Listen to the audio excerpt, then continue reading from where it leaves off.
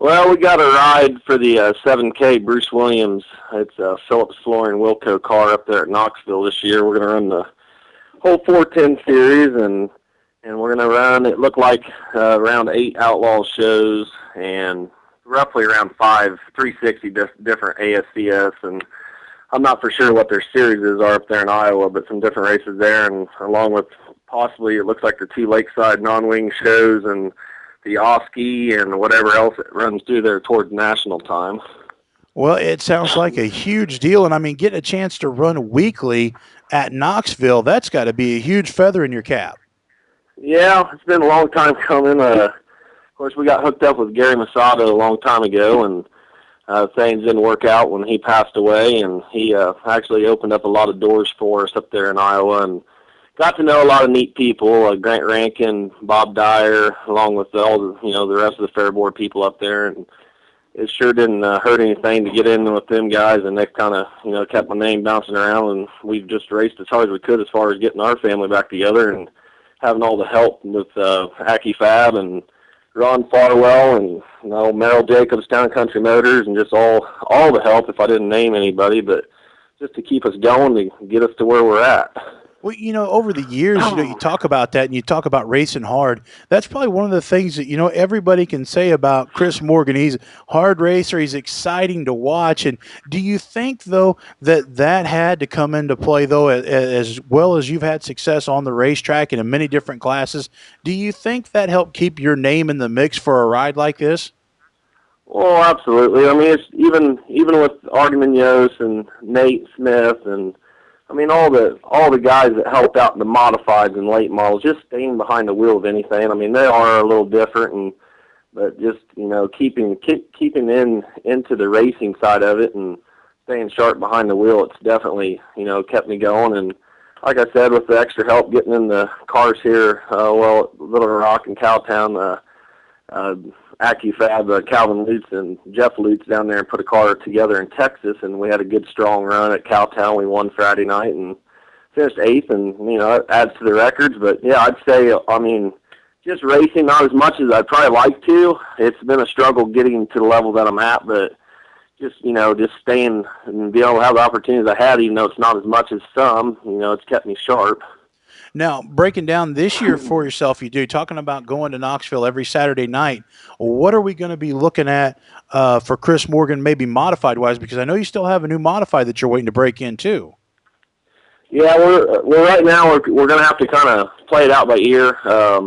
Obviously, if we get some rain dates, we may still see us at Heartland Park or some other sprint car races. If it rains out, we'll try to bounce around and do something if that happens. But right now, we've kind of kicked it around, and it looks like we may do a little bit of stuff on Friday nights at Lakeside. And like I say, if it rains or whatnot, you may see us bounce around to Thunderhill or Heartland Park and play with the modified a little bit there, too. Now, what kind of a modified is that you guys got? Well, I'm not real sure what's going on. They're not letting me know a whole lot. They're just telling me that I got a car ready to go for this year when it gets done, and that's about all I got. All I got for the information right now. So it's basically one of them deals where I show up and I drive, and that's about the biggest part of it, huh? Right. Well, now, Chris, looking at your sprint car ride, you have always been a fan of sprint cars.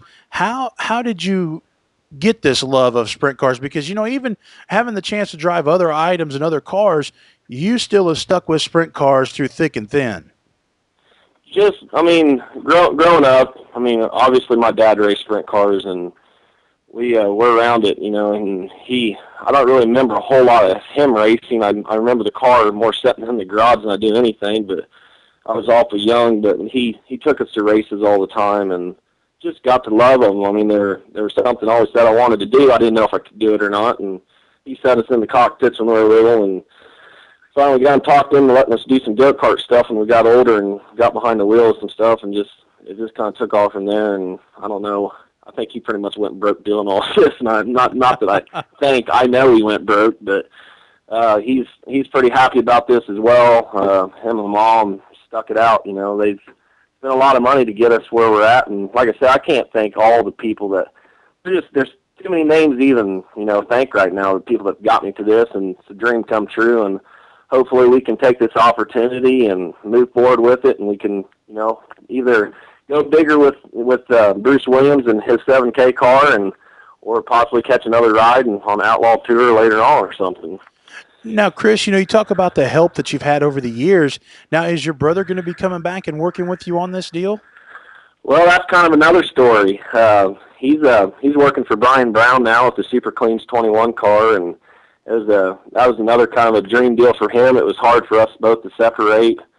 We kind of talked about it, and he always said, well, if you get something, I'll come back. And, it's a reality that when you get something, you got to stick with it. He's helping him. It's a great deal. Me and Brian talk. There's friendship there. I think there may be even some setup information shared, if not just driver pointers. And so that's kind of working out good for both of us. We've, both kind of getting on a level that we want. Obviously, we'd like to do it together, but maybe that could still end up too. Just have to wait and see the outcome of it. Now, Chris, you also alluded there a little bit to the possibility of maybe catching an outlaw show or even maybe an outlaw ride. Is that the ultimate goal for a sprint car driver, is to land in the world of outlaws? Right now, yes. Either that or obviously like Jesse Hockett being out in the non-wing world. And I'd kind of like to, non-wing racing it's a huge love in my life too. We adapted to that at Lakeside, and we get to run 2 times a year, and out of the 2 times a year that we run with them, we seem to be pretty competitive with them. I don't know how I'd fare out, in California or whatnot. I'd like to get that opportunity, but we're going to get to look at a couple extra shows this year with Bruce, so we'll have to see the outcome. But yeah, I'd say as a sprint car, if you can make the World Outlaws right now, that's where it's at. The 360s they're coming on strong. The 410s are kind of dying off a little, so I don't know in the future where we're going to be at with it. But right now, if you can make it onto the World Outlaw deal, that is the big step right now. Yeah, money tends to be an issue with everybody, and I guarantee you, if you could race for a living and make money at it, I guarantee that's probably what you're going to be doing. Yeah. Well, right now I'm not really into it for the money. I want to get there and get to the level I need to be at, the experience, the seat time, and sure, I'll take some money if it's offered, but I just want to try to catch the eye and possibly race for a living. If I could do that, that'd be a dream too. So around here, Chris, we know that modifieds average about 500 to 750 a week. For some of us that haven't been around a lot of sprint car racing, and everybody knows how big sprint car racing is in Iowa at Knoxville Raceway, what does it pay on a weekly basis up there in their 410s? Well, the 410s this year got bumped up. They're going to pay $800 to start on the weekly shows. I'm not real sure how the payout is from top to bottom. I don't know if they spread some money, but obviously it's paying quite a bit more to start, so that should up the car count a little bit. That's what the World Outlaws were paying last year to start, so we'll probably, I think, see quite a few more cars show up at Knoxville. Obviously, it's probably cheaper for some of them instead of traveling, and you get the same pay to start. But oh yeah, like I say, I don't know what the purse is for the winner, but if it's up there decently around what it pays to win an outlaw show, I think you see a lot of cars weekly. Yeah, and you really, when you think about it, 360 wise and 410 wise, Knoxville Raceway, that really in the United States seems like the place to be when it comes to a weekly event. I know Danny Lasowski ran for the points championship last year there. So when a driver, that's definitely going to be a stepping stone. So we're definitely going to have to keep an eye on you. And everybody I talked to, Chris, last year it seems like it was the big hot topic. Everybody, whenever they talked about sprint car racing, everybody wanted to know if we saw Chris Morgan's flip at Heartland Park in 2007.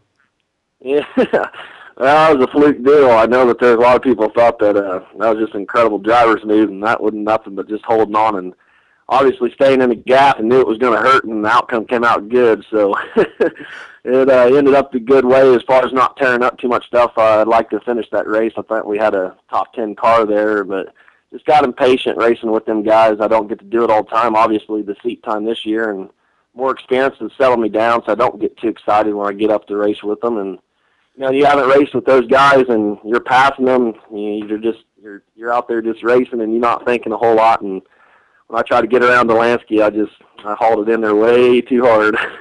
Well, I think I'd much rather flip a car and land on my wheels than run into the turn 3 wall. I know that there's probably 2 different deals there.